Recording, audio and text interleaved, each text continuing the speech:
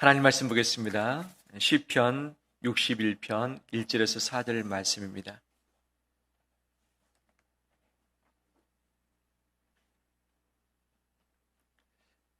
에어컨 바람을 좀 줄여주시죠. 61편 1절에서 4절 말씀.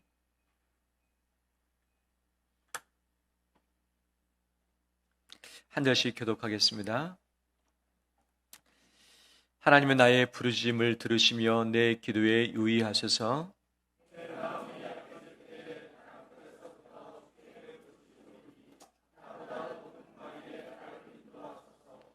주는 나의 피난처시요 원수를 피하는 견고한 망대이심이니이다.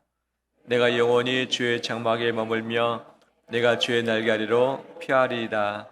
아멘. 주의 이름으로 사랑하고 축복합니다. 서로 인사 나눌까요? 잘 오셨습니다. 축복합니다.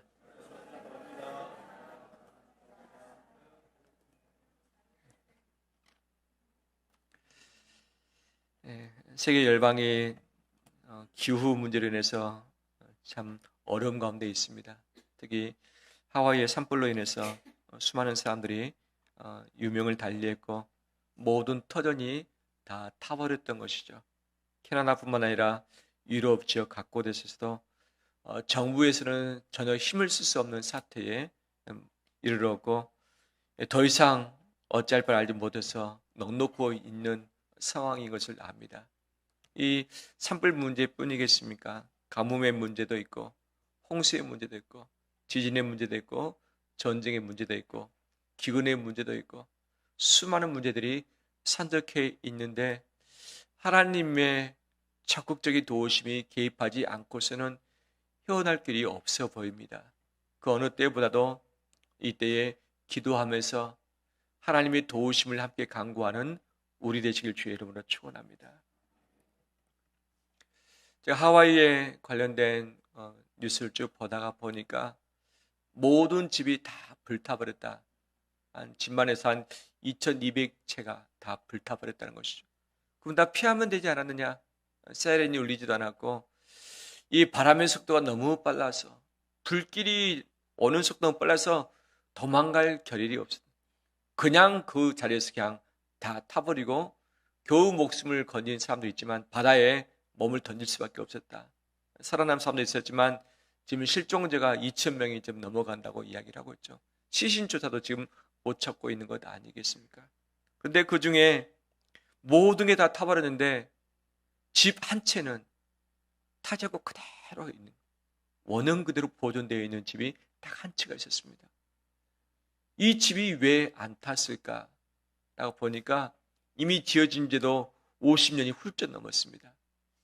할아버지가 그 집을 지었는데 하와이에는 쉽게 집을 지을 수 있는 것이 나무인데 나무로 집을 짓지 않고 온 집을 콘크리트로 지었다. 견고하게 하기 위해서 이미 50년 전에 콘크리트로 지었는데 그 집만 멀쩡하게 남아있고 모든 것은 사라져 버렸다는 소식 들으면서 참 이것이 우리에게 말하는 바가 참 크지 않나라고 생각이 되어집니다. 모두가 다 타버릴 수밖에 없는 때에 모두가 죽을 수밖에 없는 바로 그때에 불에도 타지 않고 견고히 설 수 있는 그 집이 우리 신앙 되었으면 참 좋겠다라고 생각이 되어집니다. 불타버릴 수밖에 없는 그런 약한 신앙 가운데 있는 것이 아니라 어떠한 불이 내 인생 가운데 달려든다 할지라도 타지 않고 견고히 서서 살아나는 이 승리의 믿음, 이것을 함께 갖춰가는 우리 되시길 주의 이름으로 축원합니다. 피하면 되지 않느냐? 하지만 이 다가오는 불의 속도가 피할 수 있는 속도를 훌쩍 뛰어넘을 때는 피할 수 없는 것이죠. 홍수를 할 때 피하면 되지 않느냐? 이미 물이 오고 있는 것을 볼 때에 아무리 빨리 가도 피할 길이 없다라고 하는 것이 학자들의 이야기 아니겠습니까? 피할 시간이 있고 피할 장소가 있으면 얼마든지 피하죠. 하지만 시간이 부족하고 장소가 없다면 아무리 애를 써도 우리는 그 위협 앞에 무릎을 꿇을 수밖에 없는 존재인 것을 보게 되어지는 것이죠. 오늘 본문에 다윗이 이것을 이야기하고 있습니다. 오늘 다윗의 시편 마찬가지로 다윗의 말년에 쓰여졌던 것이죠. 인생 여정을 다 살고 나 보니까 아무것도 아니더라. 아무것도 아니더라. 인생에 수많은 어려움들이 있지만 그 어려움을 이겨낼 수 있는 힘과 능력은 내게 유한하더라. 내게 없더라. 오직 하나님만이 나의 피난처 되시는데 그분만이 나를 살릴 수 있는 분이다 라고 그는 다시 고백하면서 남아있는 자녀들에게, 남아있는 하나님의 백성들에게 바로 믿음의 도전을 주고 있는 것이죠. 배경이 어떻게 되는가? 역시 아들 압살롬에게 쫓겨났을 바로 그때였습니다. 아들 압살롬이 군대를 이끌고 예루살렘으로 진격하는 소식을 듣고서 다윗은 혼비백산에서 급하게 측근들만 데리고서 예루살렘 성을 떠났던 것이죠. 그리고 도망을 갔습니다. 어디로 갔는가? 동쪽인 요단강 근처까지 갔습니다. 이제 이 강을 건너면 다시 돌아오기 쉽지 않은 그런 형편 가운데 있는 것이죠. 그런데 들려오는 소식이 압살롬이 군대를 이끌고서 곧 들이닥칠 수 있다. 이 들이닥친다면 더 도망갈 수도 없이 요단강 때문에 바로 이곳에서 죽을 수밖에 없다. 그래서 다윗이 눈물을 흘리면서 요단강을 건넜던 것이죠. 건너고 나서 멀찍이 도망갈 수 있었겠는가? 그렇지 않겠습니다. 바로 이웃 나라들이 있었기 때문에 왕이 어떻게 도망가면서 이웃 나라까지 가겠습니까? 다윗 생각으로는 마지막 끝자락, 이스라엘 영토의 마지막 끝자락에 와 있었던 것이죠. 그곳이 어디냐? 다윗은 땅끝이라고 이야기를 하고 있습니다. 이 사무엘하 15장 17절 말씀 보면 주전 979년에 다윗이 피신했는데 바로 피신의 장소가 마하나임이라고 이야기를 하고 있죠. 마하나임. 애굽에서 하란에서 야곱이 돌아올 때에 하나님이 그에게 나타나시사 군대로서 보여주셨습니다. 내가 너와 함께 하겠다. 내가 너를 지키겠다. 보호하겠다의 의미, 그곳이 바로 마하나임 아니겠습니까? 어떻게 보면 야곱으로서는 가나안 땅에 들어오는 첫 길목이었지만 쫓겨나는 이 다윗에게는 그곳이 바로 땅끝이었던 것이죠. 땅끝. 더 이상 도망갈 데가 없습니다. 이 땅끝을 다른 성경에서는 이렇게 해석을 하고 있기도 합니다. 먼지 구덩이. 광야가 있는데 광야 큰 구덩이가 있는 거죠. 그 구덩이에 빠지면 혼자의 힘으로는 살아나올 길이 없습니다. 그 구덩이에 짐승이 들어오든지 아니면 원수가 그 구덩이에 있는 자를 공격하면 그냥 죽을 수밖에 없는 상황인 것이죠. 요셉이 형들의 시기를 받아서 어떻게 되었습니까? 구덩이에 던져졌습니다. 그대로 두면 굶어 죽을 수밖에 없는 상황이었던 것이죠. 다행히 지나가는 상인에게 너희로 팔았기 때문에 그의 생명을 붙일 수 있는 것 아니었겠습니까? 그 구덩이에 한번 빠지면 빠져나올 수 없는 바로 그곳. 다윗이 바로 내가 현재 처한 이곳이 바로 먼지 구덩이입니다. 하나님, 저를 붙드시사 저 높은 바위에 저를 이끌지 않으시면 제가 죽겠나이다. 제 마음이 많이 약해졌습니다. 제 마음이 많이 약해졌습니다.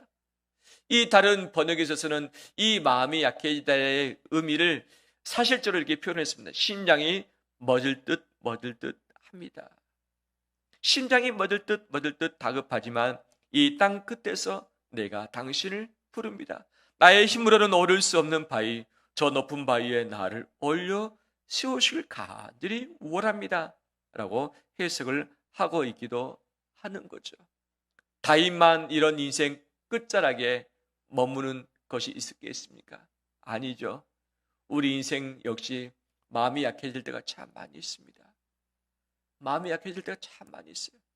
내 몸이 약해지면 마음도 함께 약해지고, 내 가족이 잘 안 되면 내 마음도 힘들고, 내가 원했던 길이 잘 이루어지지 않고 실패되었을 때 마음이 많이 약해지는 것이죠. 다윗의 측근에 사람들이 없었겠는가? 있었습니다. 장수도 있었습니다. 그가 명하면 군대가 다시 소집할 수도 있었고, 이 압살롬의 군대와 맞서 싸울 수 있는 힘도 분명 가지고 있었습니다. 그런데 다윗이 힘이 쫙 빠져버린 거예요. 마음이 다 녹아져 버린 거예요. 그 대적의 대상이 누구입니까? 아들 압살롬이에요. 아들이 그러니까 모든 힘이 쫙 빠지면서 마음이 약해질 대로 약해졌고 심장이 멎을 것 같은 상황에 놓여진 것이죠. 그러니까 사력 판단이 안 되고 이 주변에서 다윗을 돕기 위해서 포진하고 있는 자들에게 도움을 청하지도 못하고 그냥 두 손 두 발 들면서 머물고 있는 것이 다윗의 형편이었던 것이죠. 그런데 다윗이 이때 무엇을 어떻게 할 수 있는 것이 없었습니다. 상황이 바뀌지도 않고 사람도 바뀌지도 않고 형편이 나아지지도 않은 상황이었던 것이죠. 오직 그는 하나님께 부르짖을 수밖에 없었습니다. 하나님께 소리를 고래고래 지르면서 울 수밖에 없었던 것이죠. 하나님, 저를 도와주세요. 하나님은 나의 피난처 되십니다. 나의 피난처 되십니다. 제가 죽게 피하길 원합니다. 저를 좀 살려주시고 보호를 해 주십시오. 이 구덩이에 빠져있으면 제가 곧 죽습니다. 저를 거두시사 저 높은 바위 위에 산 위에 저를 세우셨으면 좋겠습니다. 하나님은 견고한 망대입니다. 제 마음이 약해졌습니다. 저는 약하지만 견고하신 하나님께 피하오니 하나님이 저를 좀 붙들어 주세요. 제가 하나님의 장막으로부터 멀리 떠나왔습니다. 그때 당시 장막은 예루살렘에 있었던 것이죠. 성막이 있었던 것이죠. 그 성막에 거하고 싶지만 거할 수 없는 상황입니다. 하나님, 성막으로부터 가장 멀리 떨어져 있는 이 마하나임, 이 땅 끝까지 왔는데 제가 주의 장막에 머물고 싶습니다. 주의 장막에서 주의 이름을 찬양하고 싶습니다. 하나님께서 제 인생을 불쌍히 여기시고 저를 좀 붙잡아 주시고 살려주시길 원합니다 라고 하면서 하나님께 울부짖고 있는 모양이 오늘 시편의 말씀인 것이죠. 하나님은 마음이 다 약해져서 죽게 되었을 다윗, 이제 더 이상 쫓겨갈 곳이 없는 땅 끝에 머물고 있는 다윗, 하나님은 그를 살려주셨습니다. 그를 보호해 주셨습니다. 다시 이끄시사 그의 거처 주의 장막이 있는 예루살렘으로 옮겨 주셨습니다. 이것이 하나님의 능력이며 하나님의 은혜인 줄 믿습니다. 다윗뿐이겠습니까? 성경의 수많은 인물들이 인생의 땅 끝에서 섰던 경우가 참 많이 있습니다. 히스기야 왕이 아팠습니다. 이 모든 의원과 그 다음에 약을 다 사용해봤지만 살아날 길이 없는 거죠. 이사야 선지자가 병문안에 왔습니다. 그리고 히스기야 왕에게 이야기해 줍니다. 하나님 말씀하시는데 너가 이 병으로 인해서 죽을 것이다 라고 말씀했다. 너 죽음 준비하라 라고 하면서 이제 이사야가 가버렸습니다. 히스기야가 할 수 있는 것이 무엇입니까? 의원도 안 되고 약도 안 되고 아무도 히스기야를 도울 수 없는 것이죠. 바로 그때 히스기야가 얼굴을 벽을 향했습니다. 다른 때 같았으면 성전에 바로 찾아갔겠죠. 근처에 있었기 때문에. 하지만 성전에 찾아갈 힘도 없는 바로 이 병약한 상황 가운데 있었기 때문에 그냥 있는 자리에서 벽을 향해서 하나님께 울기 시작했습니다. 울기 시작했습니다. 눈물을 흘리기 시작했습니다. 하나님, 저의 생명이 아버지의 손에 달려 있습니다. 하나님이 저를 살려주시면 좋겠습니다. 하나님이 저를 살릴 수 있습니다 하면서 간절히 기도하기 시작했던 것이요. 근데 밖을 가고 있었던 이사야가 즉각 다시 돌아왔습니다. 왜? 하나님의 말씀이 이사야 선지자에게 임했습니다. 어떻게 하나님께서 말씀하셨는가? 히스기야야, 내가 너의 눈물을 보았다. 내가 너의 울음소리를 들었다. 너의 눈물을 보고 너의 기도를 듣고서 내가 너를 고치기로 작정했다. 너 인생의 날수를 몇 년 더 하겠다?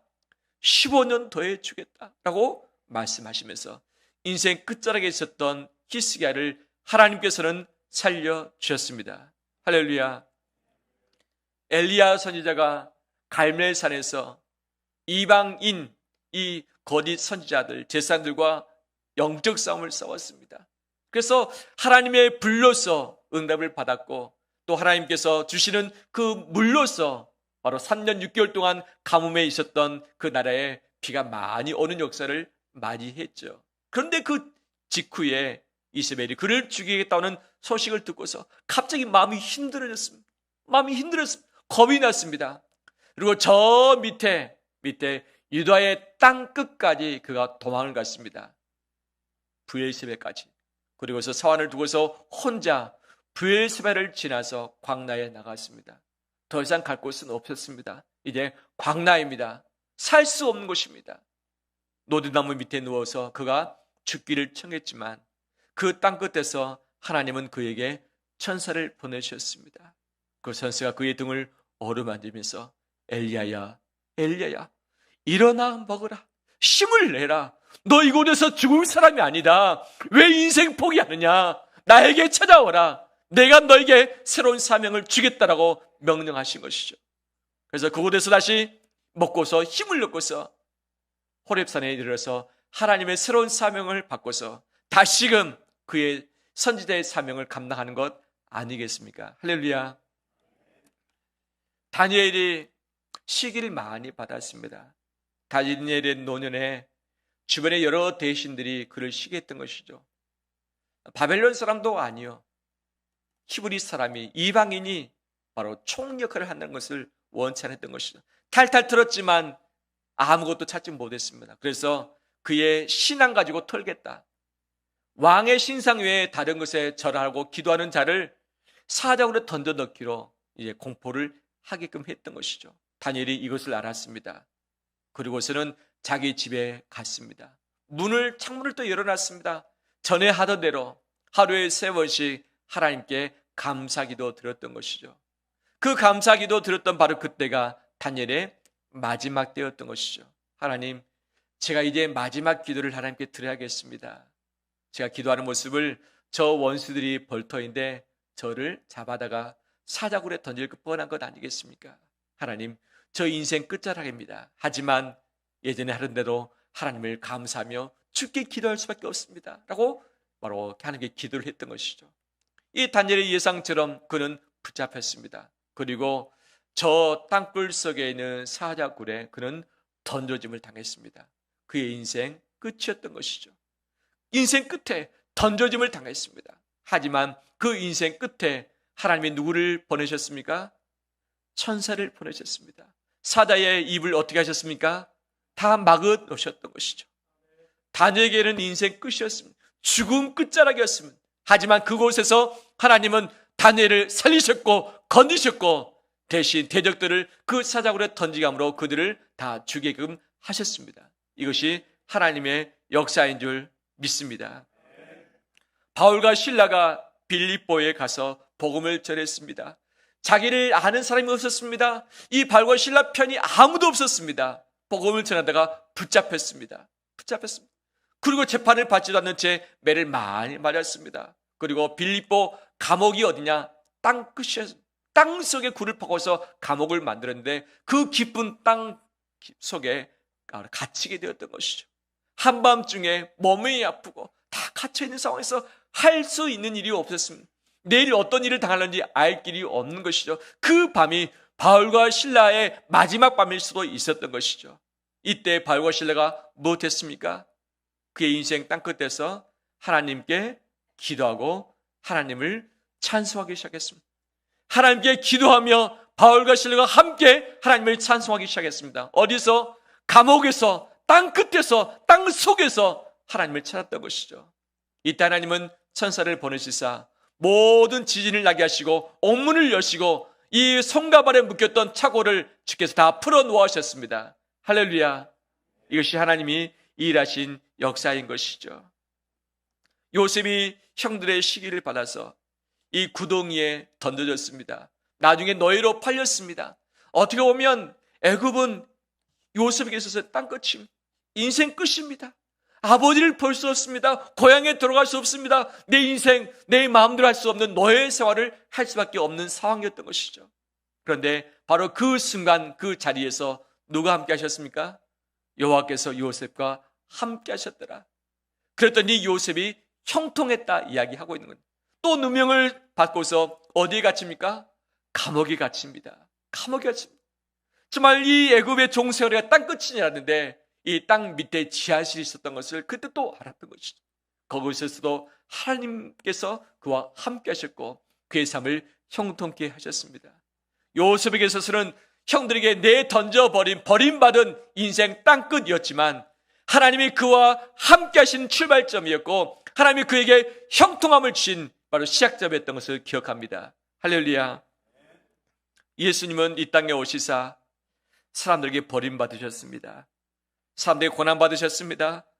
인생의 땅끝인 죽음에 내몰리셨습니다. 주님은 이 땅끝에서 그것을 피하지 않으셨습니다.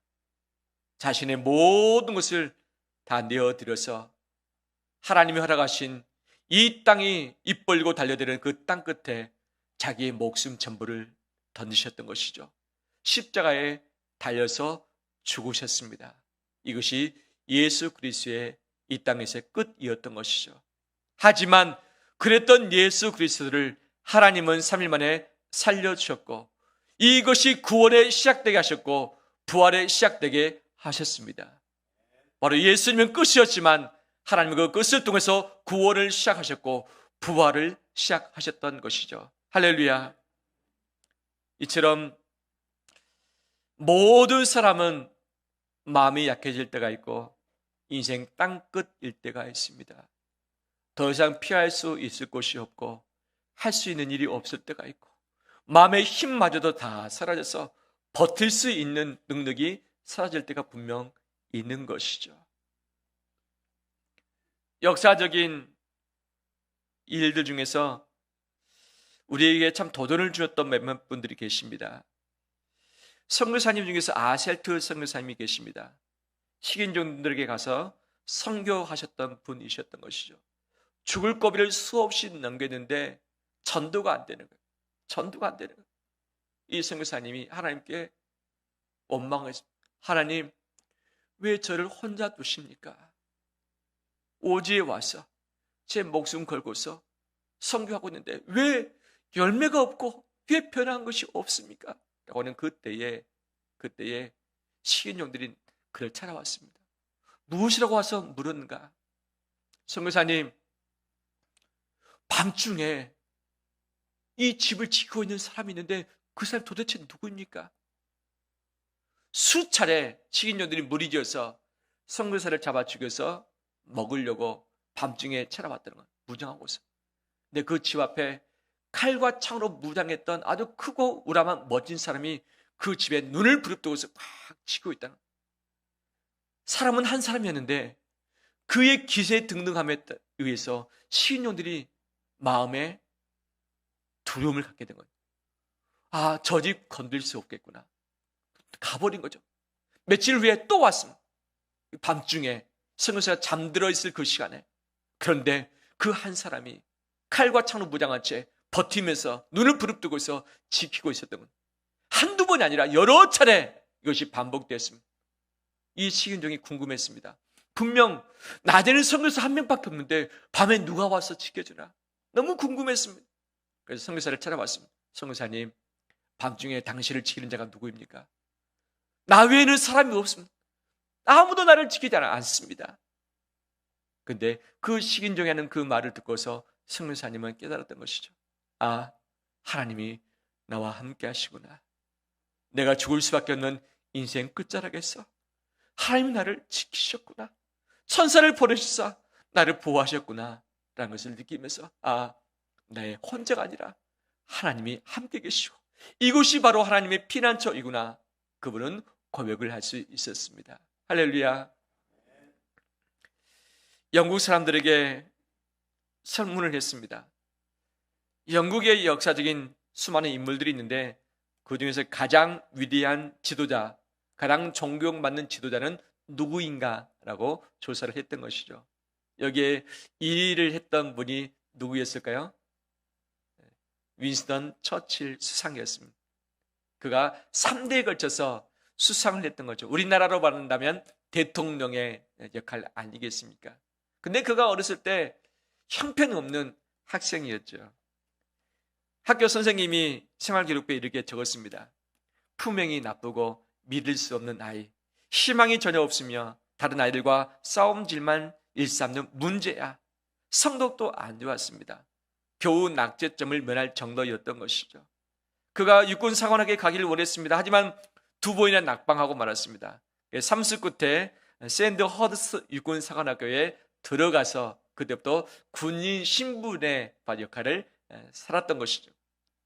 그 이후에 그가 승승장구해서 나중에 바로 이 수상이 되어서 선택되어서 그가 영국을 위해서 헌신하지 않았습니까? 그런데 그때 어떤 일이 발생했느냐?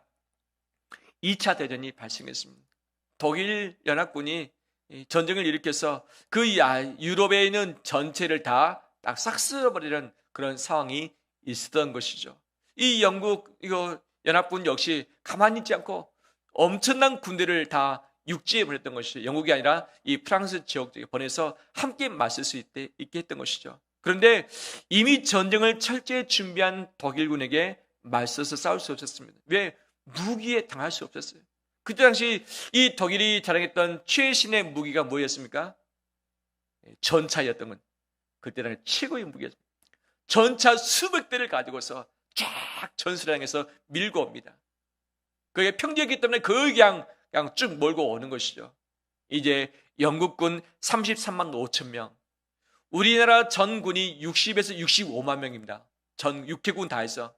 근데 그때 당시 2차 대전 때 영국군이 33만 5천 명, 엄청난 인구, 병력 아니겠습니까? 거의 전 병력이 있었는데 포위되고 말았습니다. 포위되고 말았습니다. 이제 이 군인이 다 죽을 수 있는 상황이었고 이 모든 전쟁에서 피할 수밖에 없는 상황이었습니다. 국회에서 비상대책위원회가 열렸습니다. 그리고 수상을 부렸습니다. 이렇게 말합니다. 이 수상이여, 이렇게 되도록 당신은 무엇을 했는가? 라고 하면서 이 국회의장이 그를 비난하기 시작했고 여기저기서 그 수상을 비난하는 소리가 막 터져 나왔습니다. 그런데 처칠은 아무런 소리도 답변을 할 수 없었습니다. 왜? 대책이 전혀 없었기 때문에. 그래서 그는 지그시 눈을 감고서 가만히 있었습니다.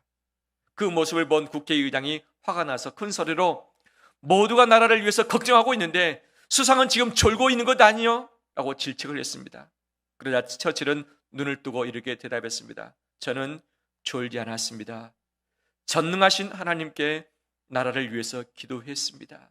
라고 한마디 했습니다.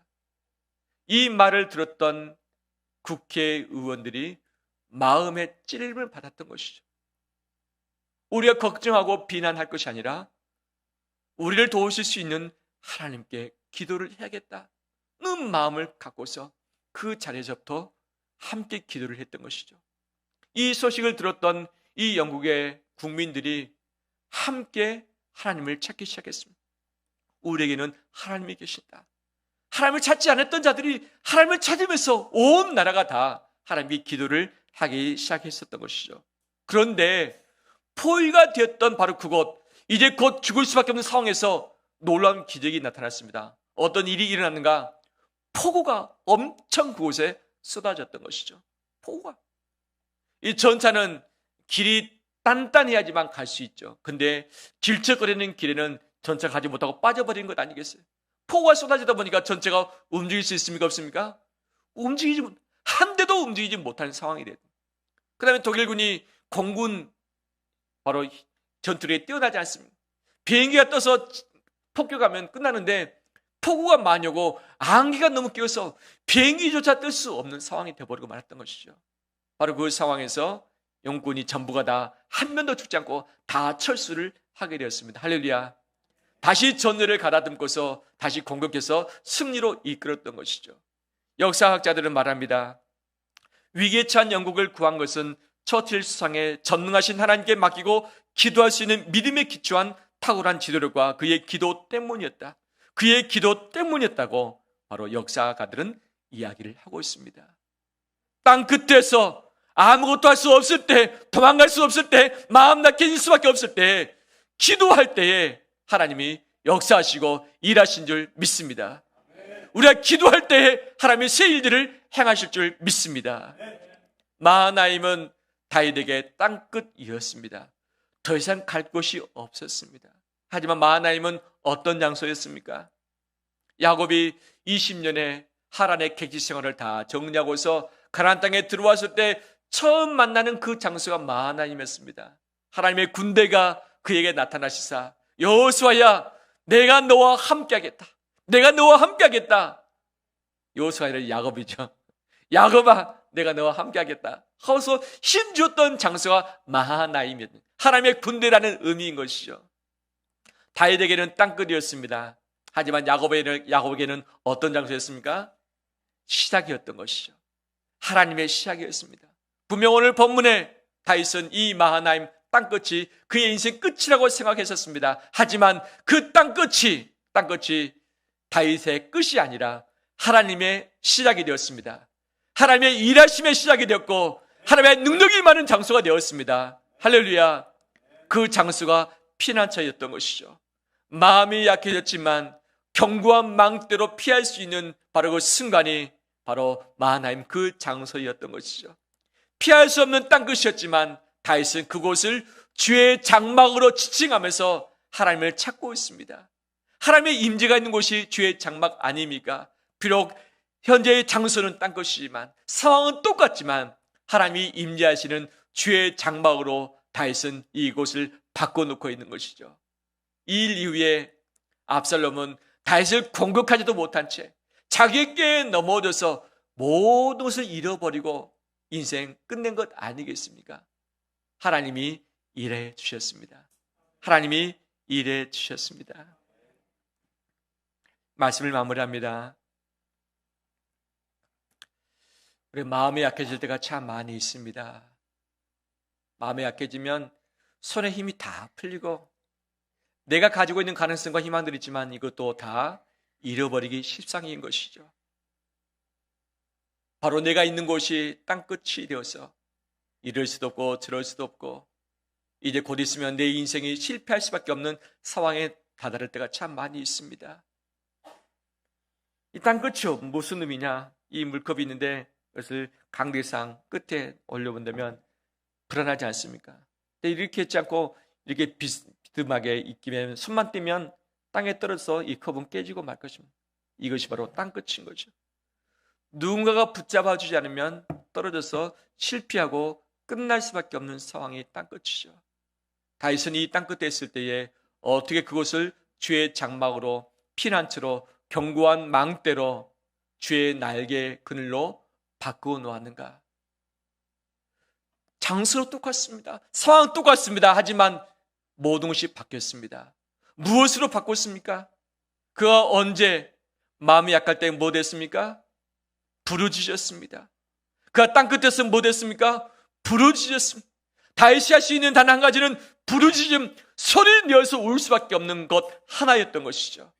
이 부르짖음을 통해서 마음 약한 그에게 하나님은 견고한 망대를 허락하셨고 땅끝으로 피할 수 없는 그에게 주의 장막을 허락하셨고 하나님의 날개끈을 되게 해주셨습니다. 할렐루야. 우리 인생 가운데 주께 부르짖길 원합니다. 내 인생 끝은 하나님의 시작인 줄 믿습니다. 인생의 마지막은 죽음입니다. 이 땅에서의 죽음이 끝입니다. 하지만 죽음은 새로운 시작입니다. 예수 그리스도는 십자가에 죽으셨습니다. 하지만 그 죽음은 부활의 시작이었던 것이죠. 우리는 이 땅에서 죽지만 천국의 새로운 시작하는 날이 바로 그날인 줄 믿습니다. 죽는 날이 천국 가는 날인 것이죠. 할렐루야. 기도하는 자, 하나님을 의지하는 자, 하나님을 피난처로 삼는 자, 바로 그 기도를 들으시고 내 인생의 땅끝을 주의 장막으로 피난처로 바꾸실 줄 믿습니다. 요즘 기도하고 계시는가요? 이 나라의 마음들이 얼마나 흉흉해졌습니까? 흉기를 들고서 겁박을 주는 것이 인터넷 기사뿐만 아니라 바로 실질적으로 이 나라 가운데 처처에서 일하고 있는 것 아니겠어요? 왜 그렇게 되었을까? 분노 내면서 사람을 해치는 그 사람의 잘못이 첫 번째지만 왜 이 시대가 그런 사람을 만들어내는가?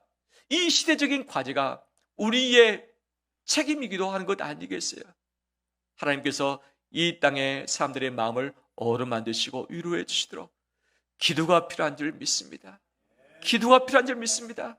하나님이 그 생명을 보호하시고 하나님의 형상 생명을 보호하시길 기도하길 바랍니다. 세계 가운데 산불 때문에, 전쟁 때문에 죽어가는 많은 자들, 각 국가에서 아무런 힘을 쓸 수 없는 상황이 되어버리고 말았는데, 이때 하나님의 도우심이 필요한 줄 믿습니다.